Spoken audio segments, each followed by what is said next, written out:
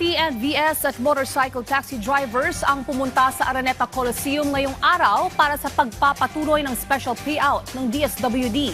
Yan ang ulat ni Carlo Candelaria. Maagang nagpunta ang 44 anyos na food delivery rider na si Jelly Ann Binamira sa Araneta Coliseum para tumanggap ng 5,000 pisong ayuda mula sa DSWD. Anya, magagamit niya ang natanggap pandagdag sa mga panggastos sa araw-araw. Nagpapasalamat siya sa natanggap na ayuda na anya ay malaking tulong sa kanya lalo't siya'y nagkasakit. Ikinatuwa niya rin ang mabilis at komportableng proseso ng payout. Maganda po, salamat.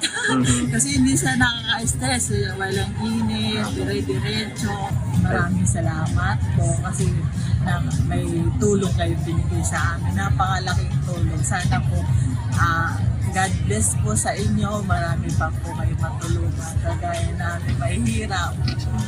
Ang distribusyon ng financial assistance ay bahagi ng Assistance to Individuals in Crisis Situation o AICS program ng DSWD para sa transport sector.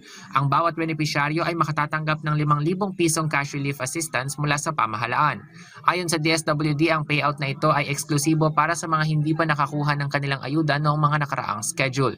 Mahigpit ding ipinatutupad ang No E-Ticket, No Entry policy kung saan kailangang mag-register ang mga riders sa isang portal bago pumunta sa venue. Pinapaalalahanan ang mga riders na dalhin ng kanilang original driver's license at isang photocopy nito para sa mabilis na verification.